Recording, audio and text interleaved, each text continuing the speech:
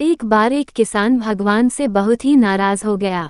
किसान बहुत मेहनती था, बहुत मेहनत से वह खेतों में अनाज उगाता, उसकी देखभाल करता, पर अक्सर उसकी फसल खराब हो जाती।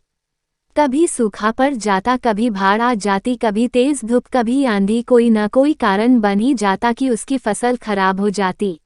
एक दिन वो किसान गुस्से में आसमान की ओर देखकर भगवान से कहा, हे ईश्वर, आपको लोग सर्वज्ञता मानते हैं कि आप सब जानते हैं, कहते हैं कि आपके इच्छा के बिना एक भी पत्ता नहीं हिलता, पर मुझे तो लगता है कि आप छोटी सी छोटी बात भी नहीं जानते।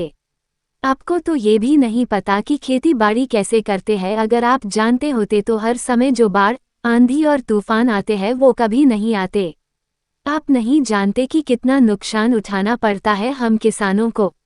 यदि आप मेरे हाथ में ये शक्ति दे दे कि जैसा मैं चाहूँ वैसा मैं मौश कर दूं, फिर आप देखना मैं अन्य के भंडार लगा दूंगा।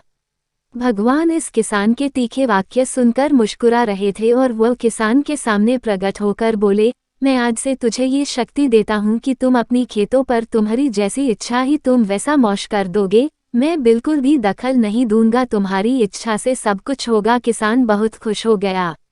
किसान ने गेहूं की फसल अपनी खेतों में बोई।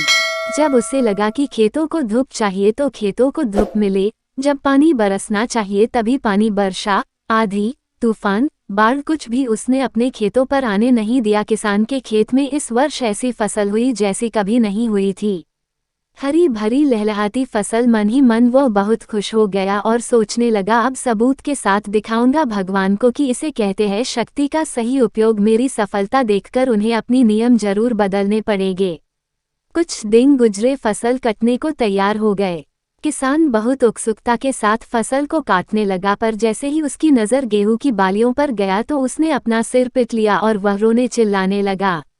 गेहूं की एक भी बाली के अंदर गेहूं का दाना नहीं था, सारी बालियां अंदर से खाली थी।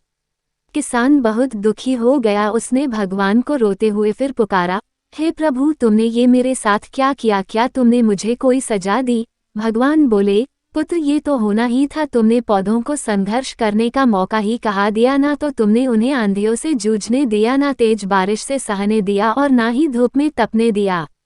एक भी चुनौती का सामना तुमने उन्हें नहीं करने दिया, इसीलिए सारे पौधे अंदर से खोखले रह गए। जब आंधी, तूफान, तेज बारिश और धूप पड़ती है तभी ये पौधा अपने अस्तित्व को बचाने के लिए संघर्ष करते हैं, और इसी संघर्ष से एक बल पैदा होता है जिसमें शक्ति होती है, ऊर्जा होती है। और यही ऊर्जा पूर्ति तेरे गेहूं के दानों की तरह जो नहीं फूटी, तूने उन्हें कठिन परिस्थितियों से गुजरने ही नहीं दिया जहां उनके अस्तित्व का जन्म होता। सारे बालियां इसीलिए खाली है, इसमें एक भी गेहूं का दाना इसलिए नहीं है क्योंकि तुमने अपने पौधों को संघर्ष कराया ही नहीं। याद रखिए, स्वर्ण में सवर्णीय आभात तभी आती है जब वो आग में तपने, गलने और हथौड़े से पीटने जैसे संघर्षों से गुजरता है। कोयले का टुकड़ा हीरा तभी बनता है जब वो उच्च दाब और उच्च ताप की मुश्किल परिस्थितियों से गुजरता है। इसी तरह यदि हमारी जिंदगी में कोई संघर्ष ही ना हो, कोई चुनौती ही ना हो, तो हम भी गेहूं की बालियों की तरह खोखले रह जाएंगे, कोई अस्तित्व नहीं होगा हमारा।